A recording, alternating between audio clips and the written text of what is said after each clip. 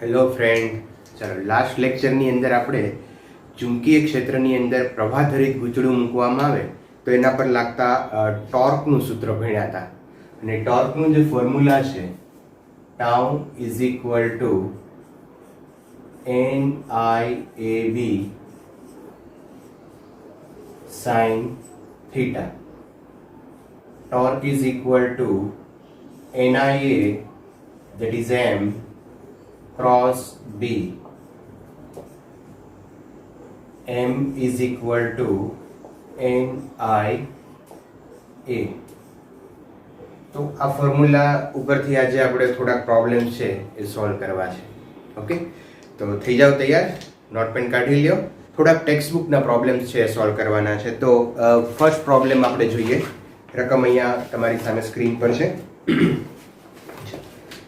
Pass પાસે વીંટાળેલા 100 આટાવાળું અને 10 centimetre ત્રિજ્યાનું એક વર્તુળાકાર ગૂંચળું 3.2 એમ્પિયર વિદ્યુત પ્રવાહ ધરાવે છે.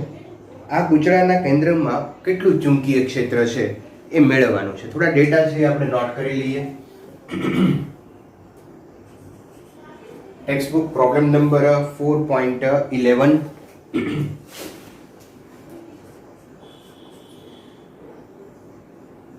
નંબર ઓફ ટર્ન, આટાની સંખ્યા છે એ 100 આપેલી છે. 10 સેન્ટીમીટર ત્રિજ્યા, that is R is equal to 10 centimetre, and ampere current I is equal to 3.2 ampere. magnetic field find કરવાનું છે. મિત્રો અહીંયા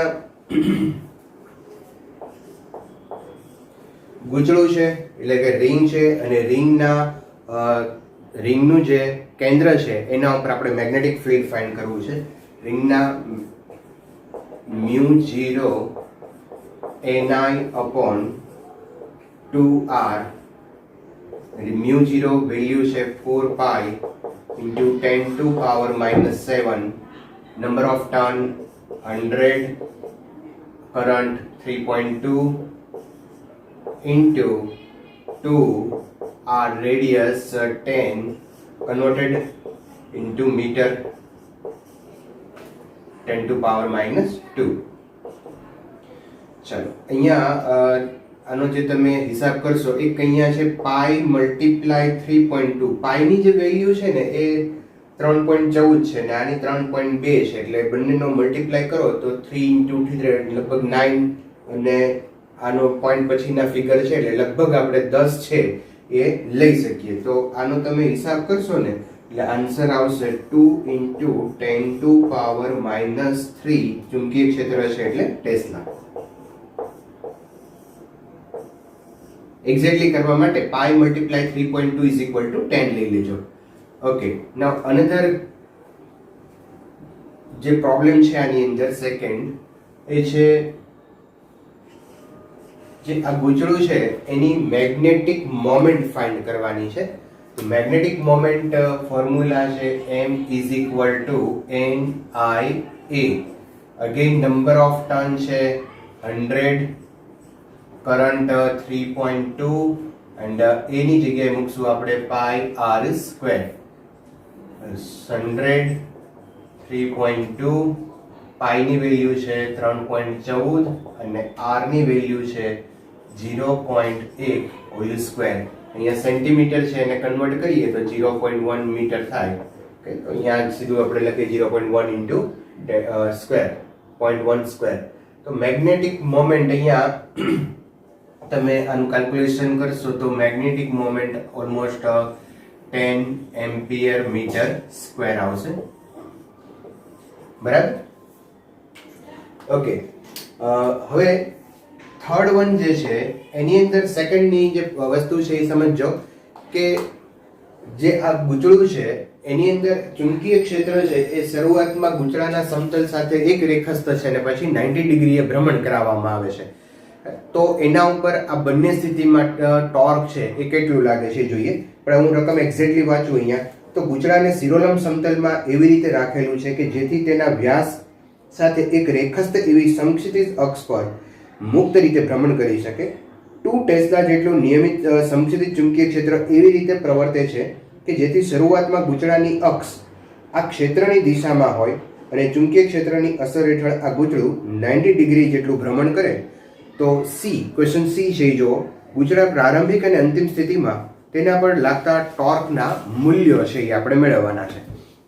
મિત્રો અહીંયા પહેલી વાત એ કે મેગ્નેટિક ફિલ્ડ છે એ 2 ટેસ્લાનું લાગુ પાડેલું છે. તો શરૂઆતની અંદર જે ગૂંચળું છે એ બી અને એ વચ્ચેનો જે એંગલ છે ચુંબકીય ક્ષેત્ર અને ગૂંચળાના સમતલને રજૂ કરતો ક્ષેત્રફળ સદિશ એ એક રેખસ્થ છે.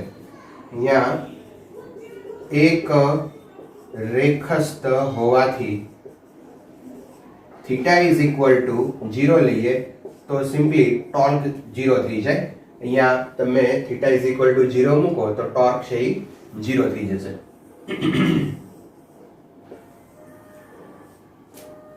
બરાબર. બીજું થીટા ઇઝ ઇક્વલ ટુ પછી ગૂંચળાના સમતલને ફેરવીને 90 ડિગ્રી લેવાનું છે તો torque tau is equal two maximum torque થશે NIAB sin થીટા અથવા તો ટોર્કનું સૂત્ર આપણે લખી શકીએ MB sin theta because NIA is equal to M. Theta is equal to 90 so 1 magnetic moment 10 અને આજે છે 2 તો ટોર્ક આવી જશે 2 ન્યૂટન પર metre tau newton metre sorry. Okay ચાલો તો ટોર્ક આવી ગયો અહીંયા. હવે આગળ જે ક્વેશ્ચન કહે છે તમને જુઓ કે એની અંદર એવું કીધું છે કે જ્યારે ગૂંચળું 90 ડિગ્રી કોણ પાસે પહોંચે ત્યારે તેની કોણીય ઝડપ કેટલી પ્રાપ્ત કરી હશે. ગૂંચળાની જડત્વની ચાકમાત્રા છે એ 0.1 કિલોગ્રામ પર મીટર સ્ક્વેર છે. હવે થાય છે શું કે સપોઝ શરૂઆતમાં ગૂંચળું છે એ આ રીતે છે એક રેખસ્થ છે ચુંબકીય ક્ષેત્ર સાથે અને પછી 90 ડિગ્રીનું આમ ભ્રમણ કરે છે અને આ વર્તુળાકાર માર્ગે ભ્રમણ કરશે એની પાસે કોણીય વેગ આવશે. કોણીય વેગ એ 90 ડિગ્રીનું ભ્રમણ કરે ત્યારે એનો કોણીય વેગ કેટલો છે એ આપણે ફાઇન્ડ કરવું છે. ઓકે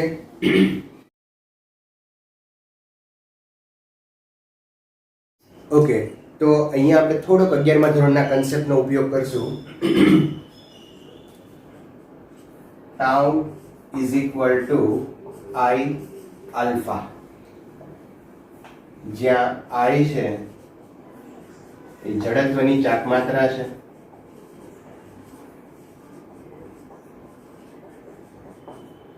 આલ્ફા છે એ કોણીય પ્રવેગ છે.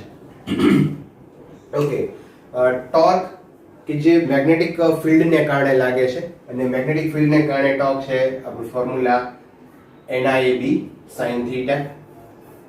તો અહીંયા લખી નાખીએ આપણે અથવા તો MB sin theta is equal to I આલ્ફાની જગ્યાએ લખશું d omega by dt. Alpha કોણીય પ્રવેગ છે કોણીય પ્રવેગ alpha is equal to d omega by dt. Okay હવે મિત્રો અહીંયા જે વેરી થાય છે એક રેખસ્થમાંથી જે આ વેરી થાય જે ફેરફાર થાય છે એ એંગલ છે 90 ડિગ્રી. તો જે કાંઈ અહીંયા ચેન્જીસ લેવા પડશે મારે ખૂણાની રિસ્પેક્ટમાં લેવા પડશે. એટલે અહીંયા એક કામ કરીએ કે dt ના સ્વરૂપમાં જે ફોર્મ્યુલા છે એને હું થીટાના સ્વરૂપમાં લાવું. ધ્યાન રાખજો એ કેવી રીતે આવે છે. તો મિત્રો d omega by dt equal to d omega by dt into d theta વડે મલ્ટીપ્લાય કરો d થીટા વડે ડિવાઈડ કરીએ. d omega by d theta into d theta by dt. d omega by d theta as it is રાખશું આપણે.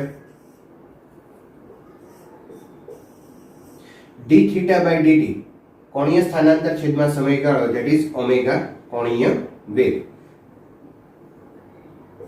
d omega by dt. તો એક સાથે આ વેલ્યુ છે અહીંયા d ઓમેગા બાય dt ની વેલ્યુ છે અહીંયા પુટ કરી દઈએ આપણે. ચાલો તો અહીંયા મિત્રો I જડત્વની ચાકમાત્રા d ઓમેગા બાય dt ની જગ્યાએ મૂકશું omega d omega by d theta is equal to mb sin theta. Okay ચાલો I omega d omega is equal to mb sin theta into d theta. અહીંયા બંને બાજુ integration કરી લઈએ. Integration omega into D omega, M B constant છે, integration sine theta into D theta. તો 0 થી 90 માં જે કાંઈ ફેરફાર થાય છે એની કોણીય ઝડપ શરૂઆતમાં ઇનિશિયલ 0 હશે, પછી ધીમે ધીમે ઇન્ક્રીઝ થતી જાય. તો ક્યાંથી ક્યાં સુધી એની કોણીય ઝડપ છે 0 થી ઇન્ક્રીઝ થઈ ઓમેગા સુધી જશે, અને જે થીટા છે એ 0 થી લઈ 90 ડિગ્રી ઓર π/2 લઈ શકો. બરાબર? તો આ રીતે એમાં ચેન્જ આવશે. ચાલો આનું સંકલન કરીએ. Omega square by 2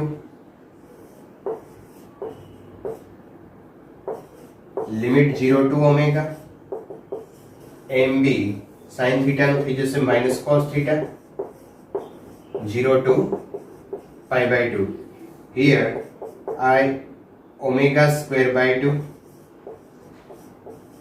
is equal to mb minus cos π/2 minus minus plus cos 0 minus એક આ છે, અને અહીંયા લિમિટ છોડશું એટલે સેકન્ડ સ્ટેપ છે એ માઇનસ આવશે, તો માઇનસ માઇનસ પ્લસ થઈ જશે. આ 2 છે ને આ બાજુ લઈએ. Omega square is equal two 2mb upon I,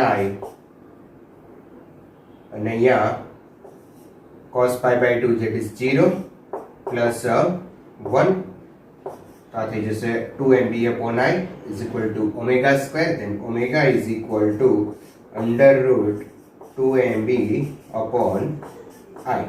હવે બધાની વેલ્યુ મૂકી દઈએ આપણે. then omega is equal to under root 2 m ની વેલ્યુ મેગ્નેટિક મોમેન્ટ 10 હતી, મેગ્નેટિક ફિલ્ડ અહીંયા 2 ટેસ્લા હતું, અને જડત્વની ચાક માત્રા આપણને આપેલી છે 0.1.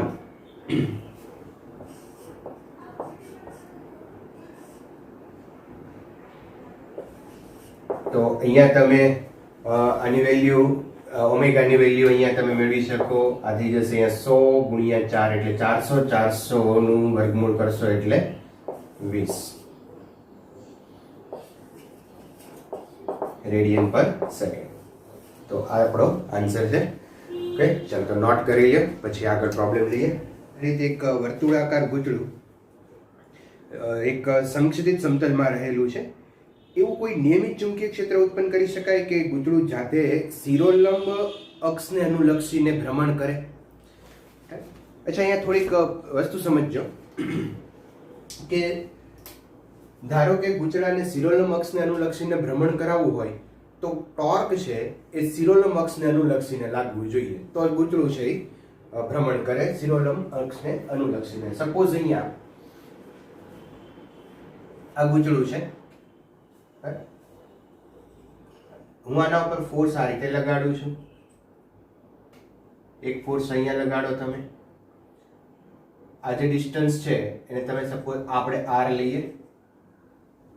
વસ્તુ સમજજો.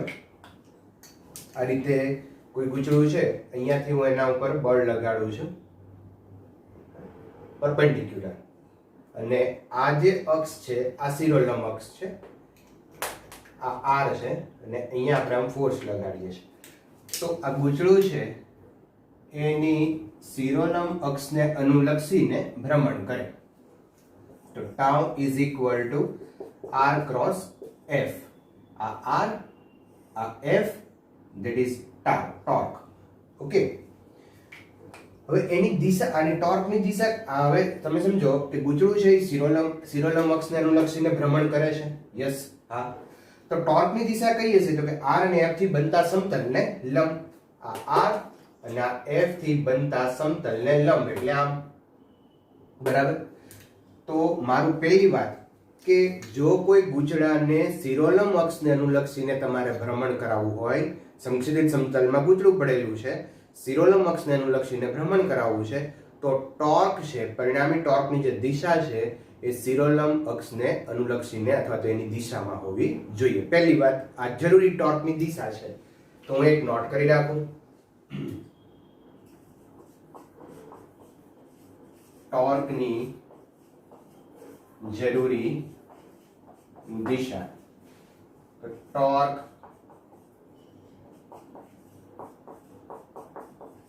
શિરોલંબ દિશામાં હોવું જોઈએ. પહેલી વાત.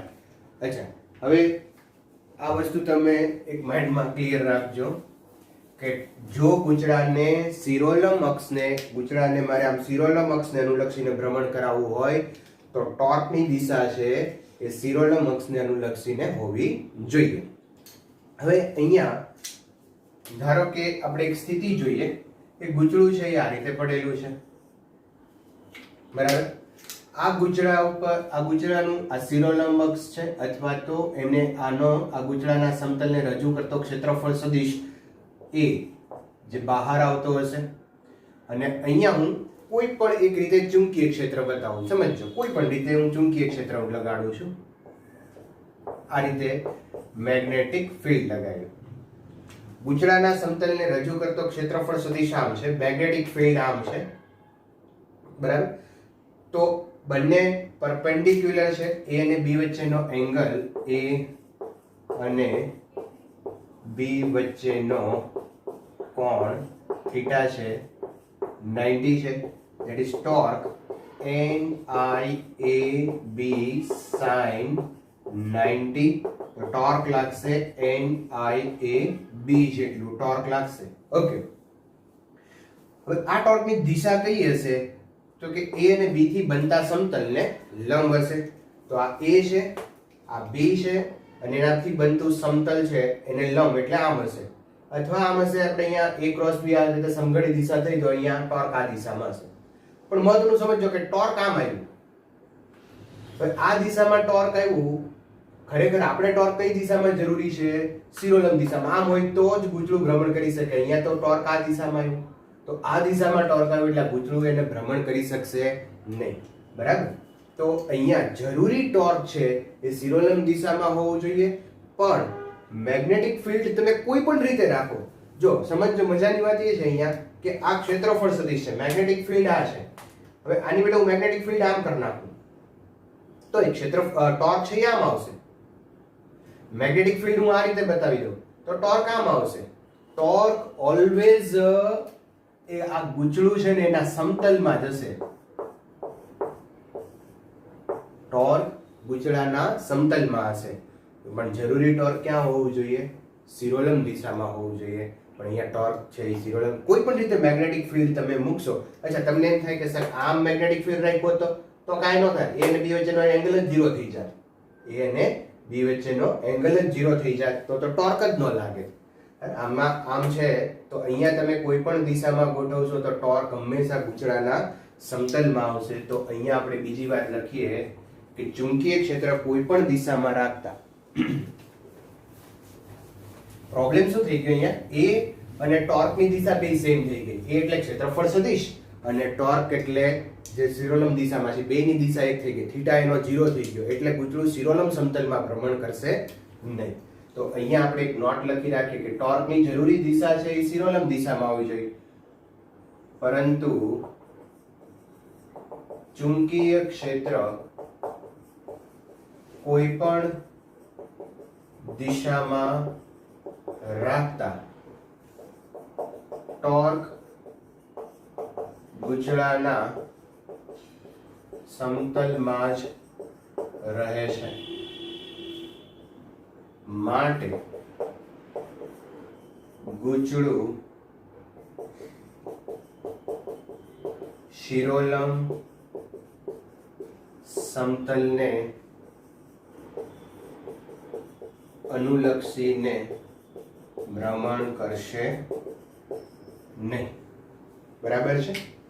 ઓકે, ચાલો એની અંદર આગળ જઈએ. નેક્સ્ટ પ્રોબ્લેમ છે કે વિદ્યુત પ્રવાહ ધરિત એક વર્તુળાકાર ગૂંચળું બાહ્ય નિયમિત ચુંબકીય ક્ષેત્રમાં રહેલું છે. જો ગૂંચળું મુક્ત ભ્રમણ કરી શકે એવું હોય તો સ્થિર એટલે કે સ્થાયી સંતુલનમાં તે કઈ દિશામાં ગોઠવાશે, એટલે કેવી રીતે ગોઠવાશે? ખરેખર કે સ્થાયી સંતુલનમાં એ કેવી રીતે ગોઠવાય તો બહુ સિમ્પલ છે. જો સ્થાયી સંતુલનમાં ગોઠવવું હોય તો એના ઉપર ટોર્ક લાગવું જોઈએ નહીં. બરાબર. તો અહીંયા ધારો કે આ ગૂંચળું છે, હમણાં જ આપણે વાત કરી, આ ગૂંચળાના સમતલને રજૂ કરતો ક્ષેત્રફળ સદિશ એ છે જે બહાર આવે છે. બરાબર. હવે જો ચુંબકીય ક્ષેત્ર અને બાહ્ય ચુંબકીય ક્ષેત્ર પણ જો ગૂંચળાના સમતલની બહાર આવતી દિશામાં હોય, બંને એક જ દિશામાં હોય, A અને B ની દિશા સમાન હોય તો ટોર્ક 0 થાય અને ગૂંચળું સ્થાયી સંતુલનમાં હોય. મિત્રો યાદ રાખજો, થીટા ઇઝ ઇક્વલ ટુ 0 હોય તો ગૂંચળું સ્થાયી સંતુલનમાં હોય, થીટા ઇઝ ઇક્વલ ટુ 180 હોય તો એ અસ્થાયી સંતુલનમાં હોય. બંને વખતે ટોર્ક 0 જ હશે, પણ torque theta is equal two અહીંયા 0 છે એટલે ગૂંચળું છે એ સ્થાયી સંતુલનમાં. સમજ્યા તમે? ફરી એક વખત કહી દો, અહીંયા ધ્યાન રાખો. એક ક્ષેત્રફળ સદિશ આમ છે તો મેગ્નેટિક ફિલ્ડ આમ જ રાખો. A અને B જો પેરેલલ હોય, થીટા ઇઝ ઇક્વલ ટુ 0 હોય તો ગૂંચળું સ્થાયી સંતુલનમાં હોય. અચ્છા, એની અંદર આગળ શું કહે છે કે દર્શાવો કે આ ગોઠવણમાં કુલ ક્ષેત્ર, બાહ્ય ક્ષેત્ર અને ગૂંચળા વડે ઉદ્ભવેલું ક્ષેત્રનું ફ્લક્સ મહત્તમ હોય. તો ઓબ્વિયસલી હોય, કારણ કે અહીંયા જે બાહ્ય ક્ષેત્ર છે એ પણ આપણે અહીંયા A ની દિશામાં એટલે કે ગૂંચળાના સમતલને લંબ લીધેલું છે. બીજું, ચુંબકીય ક્ષેત્ર પણ લંબ લીધેલું છે. તો બંને એક જ દિશામાં છે. બાહ્ય ક્ષેત્ર અને ચુંબકીય, જે ગૂંચળાના પ્રવાહને કારણે જે ચુંબકીય ક્ષેત્ર ઉત્પન્ન થયું છે, બંને એક જ દિશામાં છે. જો બે એક જ દિશામાં હોય તો એના મેગ્નેટિક ફિલ્ડનો સરવાળો થાય અને ચુંબકીય ક્ષેત્રનો સરવાળો થાય તો આની સાથે સંકળાયેલું ફ્લક્સ છે એ મહત્તમ હોય. કારણ કે જે ફ્લક્સ છે ને એ ચુંબકીય ક્ષેત્રના સમપ્રમાણમાં હોય. જેટલું ચુંબકીય ક્ષેત્ર વધારે એટલું એનું ફ્લક્સ વધારે. બરાબર. કારણ કે ફરીવાર કે ચુંબકીય ક્ષેત્રની દિશા બહાર છે, બાહ્ય ચુંબકીય ક્ષેત્રની દિશા પણ બહાર છે, બે એક જ દિશામાં છે, તો બંનેને કારણે ઉદ્ભવતા ચુંબકીય ક્ષેત્રનો સરવાળો થઈ જાય તો આ ગૂંચળા સાથે સંકળાયેલું ફ્લક્સ મહત્તમ હોય. અચ્છા, એની અંદર ત્રીજો ક્વેશ્ચન આપ્યો છે કે અનિયમિત આકાર ધરાવતું પ્રવાહધરિત ગૂંચળું બાહ્ય નિયમિત ચુંબકીય ક્ષેત્રમાં રહેલું છે. જો તાર નરમ હોય તો શા માટે તે વર્તુળાકાર ધારણ કરે છે? અચ્છા મિત્રો, બહુ સિમ્પલ છે અહીંયા કે જો કોઈ પણ વસ્તુને તમે ચુંબકીય ક્ષેત્રની અંદર મૂકો અને અનિયમિત આકારમાંથી એ વર્તુળાકાર ધારણ કરવાનું રીઝન બહુ સિમ્પલ છે કે જ્યારે વર્તુળાકાર ધારણ કરે ત્યારે એનું જે ક્ષેત્રફળ છે ને એ બીજા કોઈ આકાર કરતા ક્ષેત્રફળ એનું સૌથી વધારે હોય, પાઈ આર સ્ક્વેર મુજબ. બરાબર. તો આ ક્ષેત્રફળ વધારે હશે તો એની સાથે સંકળાયેલું ફ્લક્સ પણ વધારે હોય. એટલે ફ્લક્સનું સૂત્ર છે phi is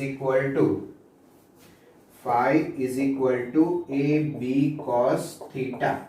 બરાબર. A એટલે ક્ષેત્રફળ, B એટલે ચુંબકીય ક્ષેત્ર અને થીટા છે A અને B વચ્ચેનો એંગલ છે. તો અહીંયા A મેક્સિમમ હશે તો ફ્લક્સ મહત્તમ હશે. એટલે કોઈ પણ વસ્તુ, કોઈ પણ પદાર્થ છે એ એવી જ રીતે અહીંયા પોતાનો આકાર ધારણ કરશે કે જેથી મેક્સિમમ ફ્લક્સ પોતાની સાથે સાંકળે. એટલે અહીંયા મહત્તમ ફ્લક્સ સંકળાવવા માટે ગૂંચળું છે એ વર્તુળાકાર આકાર, વર્તુળનો જેવો આકાર છે એ ધારણ કરશે. ઓકે, ચાલો આપણે સ્વાધ્યાયનો 4.9 સ્વાધ્યાયનો દાખલો છે 4.9. એકદમ સિમ્પલ પ્રોબ્લેમ છે. રકમ તમારી સામે છે. જુઓ, 10 સેન્ટીમીટર બાજુવાળા એક ચોરસ ગૂંચળાને 20 આટા છે. 10 સેન્ટીમીટર ને કન્વર્ટ કરીએ આપણે મીટરમાં, આટાની સંખ્યા 20 છે. તેમાંથી 12 એમ્પિયર કરંટ છે એ પાસ થાય છે. આ ગૂંચળું શિરોલંબ લટકાવેલું છે ને ગૂંચળાના સમતલનો લંબ 0.80 ટેસ્લા મૂલ્યના સમક્ષિતિજ નિયમિત ચુંબકીય ક્ષેત્ર સાથે 30 ડિગ્રીનો ખૂણો બનાવે છે. તો ગૂંચળા સાથે કેટલું ટોર્ક છે એ સંકળાયેલું હશે એ આપણે કહેવાનું છે. તો અહીંયા બહુ સિમ્પલ થઈ ગયું. પ્રવાહધરિત ગૂંચળું છે એ ચુંબકીય ક્ષેત્રમાં મૂકેલું છે 30 ડિગ્રીના એંગલે. તો એના ઉપર ટોર્ક જે છે એ ફોર્મ્યુલા મુજબ NIAB sin થીટા, આટાની સંખ્યા છે 20, I કરંટ 12, ક્ષેત્રફળ તો અહીંયા લંબચોરસ ગુચળું છે A is equal to L square મુજબ આપણે એનું ક્ષેત્રફળ લઈએ, અહીંયા થઈ જશે 0.1 square, B magnetic field 0.8 and sine 30 degree. ચાલો અહીંયા આનો તમે હિસાબ કરશો એટલે ટોર્ક આવશે 0.96 ન્યૂટન પર ન્યૂટન મીટર. સિમ્પલ પ્રોબ્લેમ છે તો આવડે એવું છે. અહીંયા નેક્સ્ટ આપણે લઈએ 4.13. અગેન સિમ્પલ ક્વેશ્ચન અહીંયા પણ છે. એક ટેસ્લા જેટલા નિયમિત સમક્ષિતિજ ચુંબકીય ક્ષેત્રમાં 8 સેન્ટીમીટર ત્રિજ્યા અને 30 આંટા ધરાવતું વર્તુળાકાર ગૂંચળું લટકાવેલું છે, જેમાંથી 6 એમ્પિયર વિદ્યુત પ્રવાહ પસાર થાય છે. ક્ષેત્રરેખાઓ ગૂંચળાના લંબ સાથે 60 ડિગ્રીનો કોણ બનાવે છે. ગૂંચળાનું આવર્તન ન થાય તે માટે તેના પર લગાડવા પડતા જરૂરી વિરુદ્ધ દિશાના ટોર્કનું મૂલ્ય શોધો. તો પહેલા તો એ વિચારી લેવું જોઈએ કે જો 60 ડિગ્રીના એંગલે ગૂંચળાને મૂકવામાં આવે તેના પર ટોર્ક કેટલું લાગે, બરાબર? જેટલું ટોર્ક લાગે એટલું જ ટોર્ક જો વિરુદ્ધ દિશામાં મૂકવામાં આવે તો પરિણામી ટોર્ક છે એ 0 થઈ જાય, ગૂંચળું છે એ સંતુલનમાં રહે. ક્વેશ્ચન નંબર છે 4.13. ટોર્કની ફોર્મ્યુલા મુજબ NIAB sin થીટા, આના પરથી આપણે ટોર્ક ફાઇન્ડ કરી લઈએ. વેલ્યુ બધી આપેલી છે અહીંયા 30, આટાની સંખ્યા છે 30, કરંટ આપ્યો છે 6 એમ્પિયર, એ અહીંયા પાઈ આર સ્ક્વેર મુજબ પાઈ આર એટલે 8 centimetre 0.8 pi R square, B magnetic field 1 tesla and sin 60 that is 1/2, બરાબર? sin 60 ની વેલ્યુ તમે 1/2 અહીંયા મૂકી શકો. તો અહીંયા આનું તમે સોલ્યુશન કરો એટલે લગભગ આનો આન્સર આવશે 3.133 ન્યૂટન મીટર. આટલું ટોર્ક લાગે. પછી આટલું ટોર્ક વિરુદ્ધ દિશામાં લગાડી તો ગૂંચળું છે એ સ્થાયી સંતુલનમાં આવી જાય. સિમ્પલ. આ ક્વેશ્ચન એ છે એમાં. હવે બી ક્વેશ્ચન એની અંદર જોઈએ તો જો એમાં દર્શાવેલ ગૂંચળાની જગ્યાએ અનિયમિત આકારનું બીજું કોઈ સમતલ ગૂંચળું રાખવામાં આવે કે જેથી ક્ષેત્રફળ પણ એટલું જ હોય તો તમારો જવાબ બદલાશે?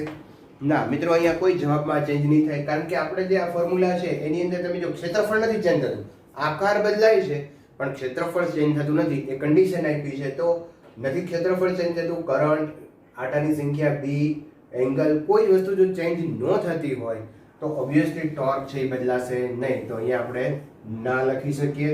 તો ટોર્ક ટાઉ એ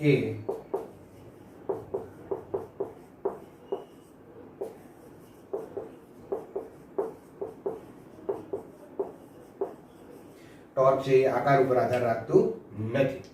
ઓકે, ચાલો નેક્સ્ટ પ્રોબ્લેમ લઈએ આપણે 4.25. 4.25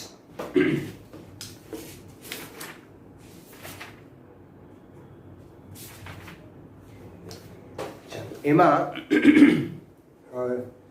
રકમ છે એ જુઓ તમે.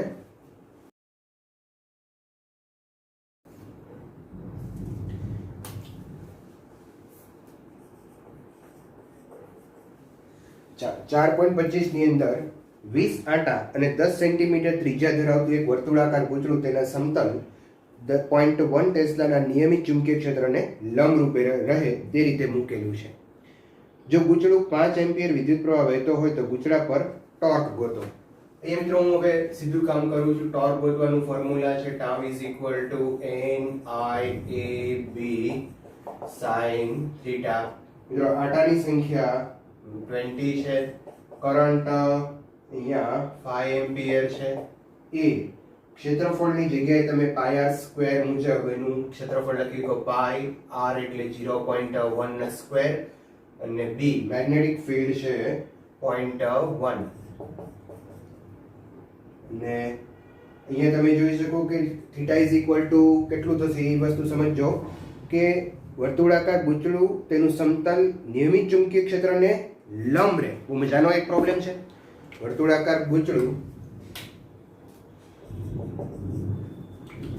એનું સમતલ ચુંબકીય ક્ષેત્રને રમણે, ધારો કે આ વર્તુળાકાર ગૂંચળું છે અને એનું સમતલ આ છે અને ચુંબકીય ક્ષેત્રને લંબ રૂપે રહે છે. ચુંબકીય ક્ષેત્ર આમ હોવું જોઈએ ઓબ્વિયસલી, તો એનું સમતલ લંબ રહે. હવે જો ચુંબકીય ક્ષેત્ર આમ હોય તો આનો જે ક્ષેત્રફળ સદિશ છે એ પણ અહીંયા બહાર જ આવતો હશે. ક્ષેત્રફળ સદિશ આમ બહાર આવતો હશે તો a અને આ b, a અને b વચ્ચેનો એંગલ થઈ જશે 0. a અને b વચ્ચેનો એંગલ થઈ જશે 0. સો ટોર્ક થઈ જશે 0. ઓકે, તો બહુ મજાની વાત કરી અહીંયા કે a અને b વચ્ચેનો એંગલ થીટા 0 છે તો ટોર્ક કોઈ લાગશે નહીં. અચ્છા, આગળ જઈએ. ગૂંચળા પરનું કુલ બળ કેટલું લાગશે? ટોર્ક અહીંયા 0 છે તો ગૂંચળા ઉપરનું કુલ બળ કીધું છે તો કુલ બળ તો 0 થઈ જશે. કારણ કે જ્યારે નિયમિત ચુંબકીય ક્ષેત્રમાં ગૂંચળાને મૂકવામાં આવે ત્યારે મિત્રો એના ઉપરનું પરિણામી બળ તો હંમેશા 0 હોય છે, નિયમિત ચુંબકીય ક્ષેત્ર હોય તો. અનિયમિત ચુંબકીય ક્ષેત્ર હોય તો પરિણામી બળ કંઈક લાગે, પણ જો નિયમિત ચુંબકીય ક્ષેત્ર હોય તો એના ઉપર લાગતું બળ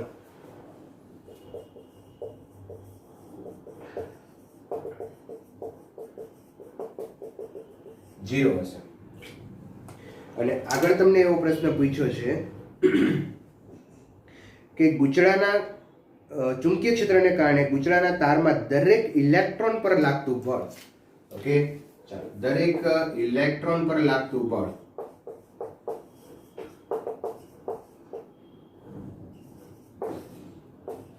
F is equal to QVB. F is equal to QVB. આ ફોર્મ્યુલા મુજબ બળ લાગે. યસ, દરેક ઇલેક્ટ્રોન ઉપર લાગશે પણ પરિણામી બળ 0 થશે. દરેક ઇલેક્ટ્રોન પર લાગતું હોય બળ પણ પરિણામી બળ જે છે નિયમિત ચુંબકીય ક્ષેત્રમાં છેલ્લે 0 થાય. અચ્છા, અહીંયા આપણી પાસે વેલોસિટી નથી તો વેલોસિટી ને આપણી પાસે કરંટ ને એ બધું આપેલું છે તો એના ઉપરથી ક્ષેત્રફળ છે, કરંટ છે, તો વેલોસિટી ઇલેક્ટ્રોનની જે વેલોસિટી ગૂંચળાની અંદર છે ઇલેક્ટ્રોન એટલે કે કોઈ વાહકની અંદર જે વેલોસિટી હોય એ ડ્રિફ્ટ વેગ હોય. યાદ કરો કે તો અહીંયા એક ફોર્મ્યુલા છે J બરાબર એની વીડી. યાદ આવે છે? J બરાબર એની વીડી. કોની વીડી? એની V D. Okay, J is equal to I upon A એની વીડી અને વીડી બરાબર I upon એની A. આ વીડી ની વેલ્યુ આપણે અહીંયા મૂકી દઈએ તો force F is equal to E B I upon N E A. Okay, E cancel. અહીંયા B મેગ્નેટિક ફિલ્ડ આપણને આપેલું છે 0.1 ટેસ્લા. કરંટ જે છે એ 5 છે અપોન નંબર ઓફ ઇલેક્ટ્રોન એટલે ઇલેક્ટ્રોનની સંખ્યા ઘનતા છે 10 to power 29 અને આડછેદનું ક્ષેત્રફળ આપણે લેવાનું કીધું છે 10 to power -5. ઓકે, ચાલો હવે આનો તમે હિસાબ કરો. મેગ્નેટિક ફોર્સ છે તો અહીંયા બહુ સિમ્પલ છે, અહીંયા થઈ જશે 24 ને 25 એટલે 5 ગુણ્યા 10⁻25 ન્યૂટન. તો આ છે એનો આન્સર આવશે. તો કરી લો નોટ. ચાલો નેક્સ્ટ પ્રોબ્લેમ જોઈએ આપણે 4.24. એની અંદર તમને જુદી જુદી ફિગર આપેલી છે અને અહીંયા 3000 ગોસ જેટલું નિયમિત ચુંબકીય ક્ષેત્ર એ ઝેડ દિશામાં લાગુ પાડેલું છે. કોઈ પણ ફિગર માટે આપણે જે ચુંબકીય ક્ષેત્ર છે એ ઝેડ દિશામાં લાગુ પાડેલું છે. 10 સેન્ટીમીટર અને 5 સેન્ટીમીટર બાજુવાળા એક લંબચોરસ ગૂંચળામાંથી 12 એમ્પિયર વિદ્યુત પ્રવાહ પસાર થાય છે. તો અહીંયા જુદા જુદા કિસ્સાની અંદર આપણે ટોર્ક, બળ અને સ્થાયી સંતુલન કયા કિસ્સાની અંદર છે એ આપણે ફાઇન્ડ કરવાનું છે. દરેક કિસ્સાની અંદર ટોર્ક ફાઇન્ડ કરવાનું છે. ટોર્કનું મિત્રો ફોર્મ્યુલા છે tau is equal to m cross b. બીજું બળ ફાઇન્ડ કરવાનું છે. બળનું ફોર્મ્યુલા છે il cross b. અને ત્રીજું સંતુલન ગોતવાનું છે. જો θ is equal to 0 હોય તો સ્થાયી સંતુલન હોય અને જો θ is equal to 180 હોય તો અસ્થાયી સંતુલન હોય.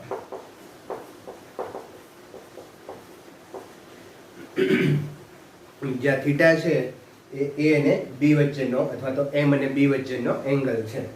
ઓકે, તો આટલી વસ્તુ એક આપણા મગજમાં રાખશું આ બધી જ વસ્તુની આની અંદર. ચાલો તો એક પછી એક કેસીસ છે આપણે એનાલાઇઝ કરતા જઈએ.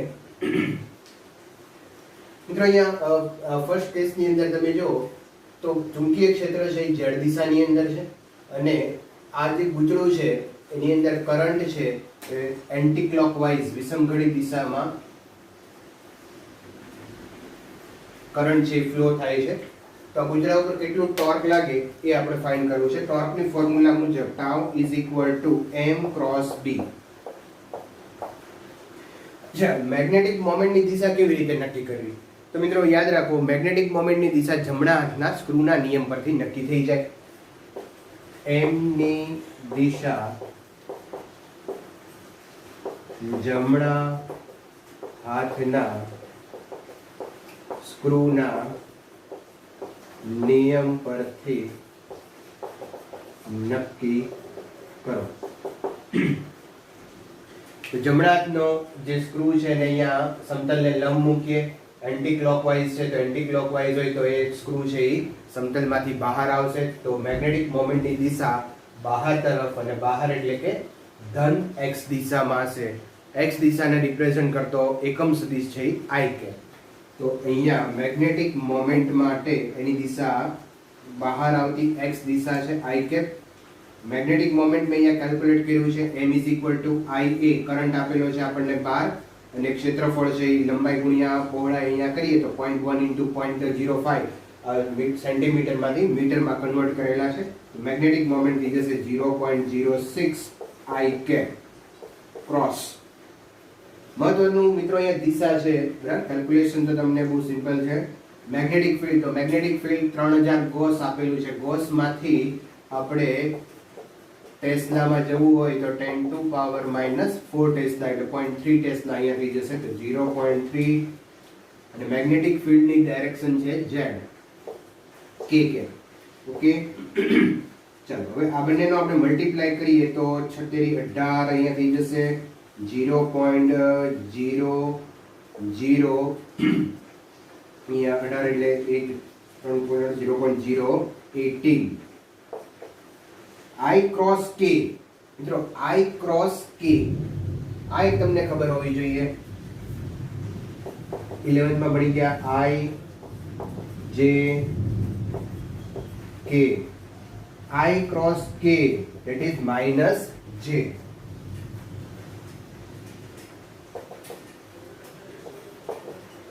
તો ટોર્ક લાગશે અહીંયા 0.018 ન્યૂટન મીટર અને એની દિશા હશે ઋણ y દિશામાં. બરાબર. તો એ તો બહુ આપણે ખ્યાલ આવી. જો મેગ્નેટિક મોમેન્ટ આ ડિરેક્શનમાં છે, ચુંબકીય ક્ષેત્ર આ ડિરેક્શનમાં છે, તો ઓબ્વિયસલી ટોર્ક છે એ આ સમતલને લંબ હોવું જોઈએ, એ નેગેટિવ y એક્સિસમાં છે. તો આ એક વસ્તુ થઈ. ચાલો બીજા પ્રોબ્લેમમાં જોઈએ. તો બીજા પ્રોબ્લેમની અંદર અહીંયા સૌથી પહેલા તમારે મેગ્નેટિક મોમેન્ટની ડિરેક્શન નક્કી કરવાની. તો મેગ્નેટિક મોમેન્ટની ડિરેક્શન આ જમણા હાથના સ્ક્રૂના નિયમની મદદથી નક્કી થાય. જમણા હાથનો સ્ક્રૂ છે એને ફેરવવાનો છે તમારે એન્ટી ક્લોકવાઇઝ ફેરવશો તો મેગ્નેટિક મોમેન્ટની દિશા થઈ જશે અહીંયા બહાર આવતી, એટલે અહીંયા અગેન i કેપ જ આવશે. b ચુંબકીય ક્ષેત્ર પણ એ z દિશામાં છે એટલે k કેપ. તો અહીંયા કોઈ ચેન્જ નથી થયો. જો આ ગૂંચળું અહીંયા ઊભું હતું એની બદલે અહીંયા એને આડું કરી દીધું છે, બીજો કોઈ ચેન્જ નથી થયો. તો ટોર્કમાં પણ કોઈ ચેન્જ નહીં થાય. ટોર્ક આવશે -0.18 j કે ન્યૂટન મીટર. આ બે ફિગર તમે જોવો તો સેમ છે. અહીંયા ગૂંચળું આમ છે, અહીંયા ગૂંચળું આ રીતે છે. તો એનાથી કોઈ ફેર બીજો પડતો નથી. ચાલો થર્ડ ફિગરની અંદર જોઈએ. તો પહેલા મેગ્નેટિક મોમેન્ટની ડિરેક્શન નક્કી કરશું. મેગ્નેટિક મોમેન્ટ ડિરેક્શન માટે જમણા હાથનો સ્ક્રૂ મૂકવાનો છે XZ સમતલમાં અને એને ફેરવવાનો છે તમારે ક્લોકવાઇઝ.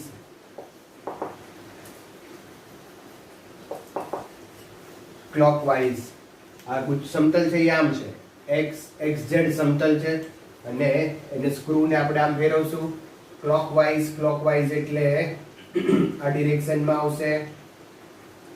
તો ક્લોકવાઇઝ ફેરવશો તો સમઘડી દિશા થઈ, અને સમઘડી દિશા એટલે સ્ક્રૂ છે અંદર જાય તો ઋણ y દિશામાં મેગ્નેટિક મોમેન્ટની દિશા છે એ ઋણ y દિશા આવશે. ઓકે, મેગ્નેટિક ફિલ્ડની દિશા એઝ ઇટ ઇઝ k કે then torque tau is equal to m cross b મુજબ.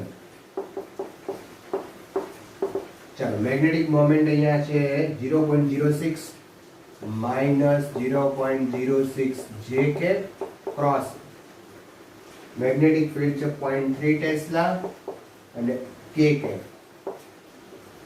ચાલો, j cross k that is I, તો માઇનસ I આવશે અહીંયા, તો minus 0.018 I cap newton metre is equal to torque.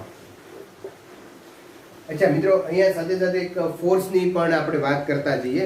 અહીંયા main વસ્તુ torque હતી એટલે મેં ત્રણેયના ટોર્ક એક સાથે લીધા છે. ફોર્સ ત્રણેયની અંદર સેમ મેનરથી જ એનું ગણતરી થશે. સમજાવવાની મેથડ દરેકમાં સેમ છે એટલે ફોર્સ છે એને હું એક સાથે અહીંયા ત્રણેયમાં આવે ફોર્સની વાત કરતો. તો ફોર્સ કેવી રીતે કેલ્ક્યુલેટ કરશું? યસ, IL ક્રોસ B મુજબ હું એક માટે કરાવડાવું છું, બાકીના તમે જાતે કરી શકશો. F is equal two IL cross B. તો પહેલાની અંદર તમે જુઓ તો IL આ લેન્થ છે, આ અહીંયા 4 તાર છે, આ 1 2 3 અને 4. તો આની જે લેન્થ છે, આપણે પહેલા તાર માટે વિચારીએ તો આની લેન્થ છે ઋણ z દિશામાં છે, એટલે F is equal to IL cross B મુજબ. હું માત્ર અહીંયા ડિરેક્શન બતાવું છું. તો આની લેન્થ ઋણ z દિશામાં છે એટલે k કેપ આવશે ક્રોસ B. મેગ્નેટિક ફિલ્ડ ક્યાં છે? k ડિરેક્શનમાં, તો k ક્રોસ k 0 થઈ જશે, તો આના ઉપર કોઈ ફોર્સ લાગશે નહીં, આ તાર ઉપર કોઈ ફોર્સ નહીં લાગે. એ જ રીતે આ જે તાર છે એની ડિરેક્શન ધન z દિશામાં છે, તો આ k કેપ આવશે. Magnetic field also in k cap, તો k ક્રોસ k 0, તો આના ઉપર પણ કોઈ ફોર્સ લાગશે નહીં. આના ઉપર 1 અને 3 તાર ઉપર કોઈ ફોર્સ નહીં લાગે. અચ્છા, 2 ઉપર કેવી રીતે થશે? તો બીજા નંબરના તાર માટે આપણે વિચારીએ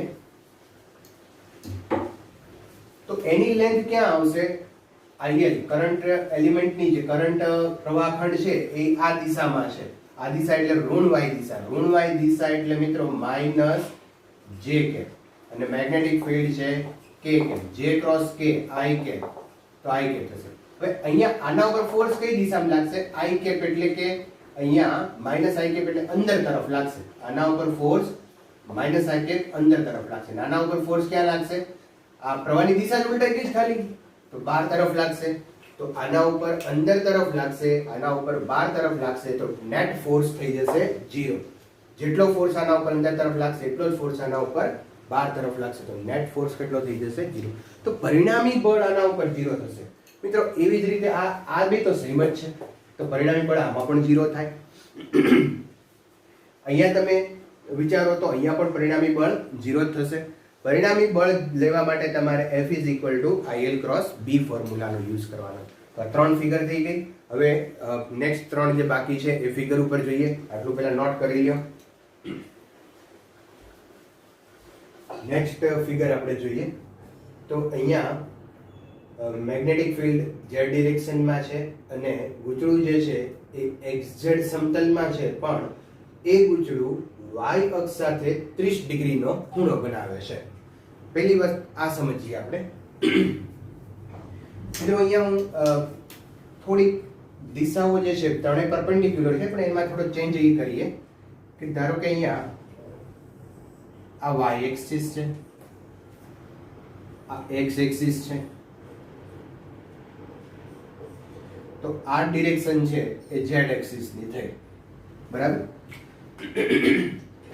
હવે અહીંયા ધારો કે આ ગૂંચળું છે અને આ ગૂંચળું જો ગૂંચળાને હું આ રીતે રાખું તો આ નીચે છે એ x એક્સિસ છે અને આ y z એક્સિસ છે, તો ગૂંચળું xz સમતલમાં થયું. પણ ગૂંચળું આવી રીતે નથી રાખ્યું, ગૂંચળાને રાખ્યું છે અહીંયા આ રીતે, બરાબર. આ જે છે આ એંગલ 30 ડિગ્રીનો બનાવે છે, બરાબર. તો ગૂંચળું y અક્ષ સાથે 30 ડિગ્રીના એંગલ બનાવે એવી રીતે અહીંયા રાખેલું છે.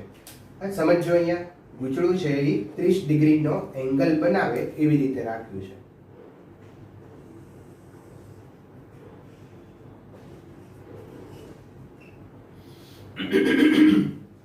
ગૂંચળું અહીંયા આમ નથી, પણ આ જે y અક્ષ છે એની સાથે આમ 30 ડિગ્રીનો એંગલ, આ જે છે જો 90 ડિગ્રીનો એંગલ બનાવે છે y અક્ષ સાથે, બરાબર. પણ આમ રાખો તો એ y અક્ષ સાથે 30 ડિગ્રીનો એંગલ બનાવે. તો પહેલી વાત એ ગૂંચળું કેવી રીતે છે. બીજું, આ ગૂંચળા પર લાગતું ટોર્ક કેટલું હશે? તો ટોર્કનું ફોર્મ્યુલા છે tau mb sin થીટા, અને થીટા છે એ m અને b વચ્ચેનો એંગલ છે. તો m અને b વચ્ચેનો એંગલ આપણે જોઈ લઈએ. b છે ચુંબકીય ક્ષેત્ર છે એ z દિશામાં છે, અને મેગ્નેટિક મોમેન્ટ છે એ કેવી રીતે ફાઇન્ડ કરશું? તો એ તો હંમેશા ગૂંચળાના સમતલને લંબ જ હોય. મેગ્નેટિક મોમેન્ટ ગૂંચળાના સમતલને લંબ હોય. તો અહીંયા આ રીતે ગૂંચળું છે, તો મેગ્નેટિક મોમેન્ટ આમ હશે, ગૂંચળાના સમતલને લંબ, અને ચુંબકીય ક્ષેત્ર છે એ z દિશામાં છે, આ z દિશામાં છે, ગૂંચળાના સમતલને લંબ, એટલે તો આ બંને વચ્ચેનો એંગલ છે એ 90 થઈ ગયો, બરાબર. તો થીટા ઇઝ ઇક્વલ ટુ 90 લેશું. તો આનો આન્સર તો આપણે અગાઉ મેળવી ગયા છે 0.018 ન્યૂટન મીટર. ટોર્ક આટલું લાગશે. હવે ડિરેક્શન નક્કી કરવાની કે ટોર્કની ડિરેક્શન કઈ હશે? તો ટોર્કની ડિરેક્શન ઓલવેઝ m અને b થી બનતા સમતલને લંબ હોય. ચાલો તો ધ્યાન રાખો ફરીવાર. તો મેગ્નેટિક મોમેન્ટ આમ છે, મેગ્નેટિક મોમેન્ટ આ ડિરેક્શનમાં છે, આ b છે. સમજો ફરીવાર, આ મેગ્નેટિક મોમેન્ટ આ રીતે છે, b આમ છે, બરાબર. હું એ મૂકું, આ b છે ચુંબકીય ક્ષેત્ર, આ મેગ્નેટિક મોમેન્ટ, બંનેથી બનતું આ સમતલ છે, બરાબર. અને એ સમતલને લંબ ચુંબકીય ક્ષેત્રની દિશા હોય. ફરીવાર, આ મેગ્નેટિક મોમેન્ટ, આ ચુંબકીય ક્ષેત્ર, આ મેગ્નેટિક મોમેન્ટ, અને બંને એકબીજાને લંબ છે. તો એનાથી જે સમતલ બને છે સમતલને લંબ ટોર્કની દિશા હોય. તો આ થઈ ગઈ ટોર્કની દિશા.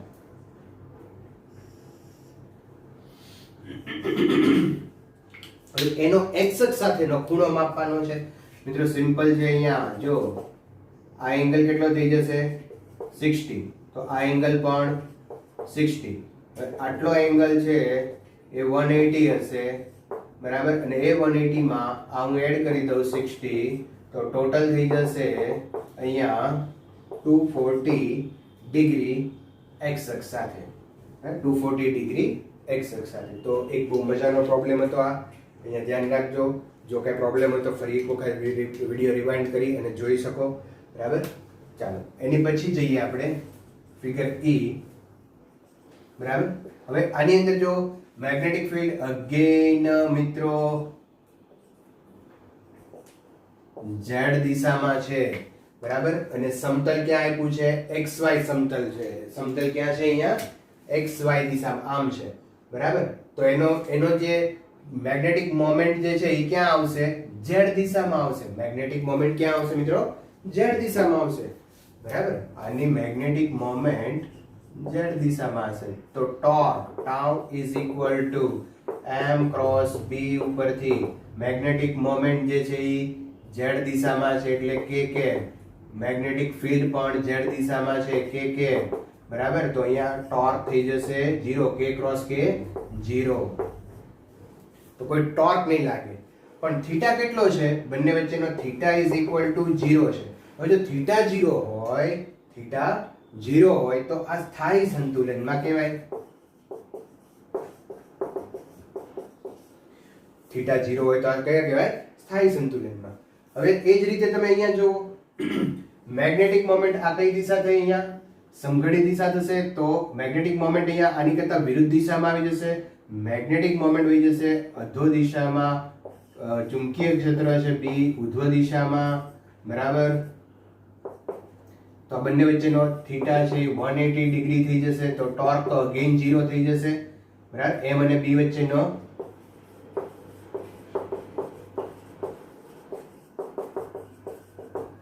180 ડિગ્રી અને ટોર્ક 0 થઈ જશે અને આ અસ્થાયી સંતુલનમાં છે એમ કહેવાય. બરાબર. અહીંયા પૂછો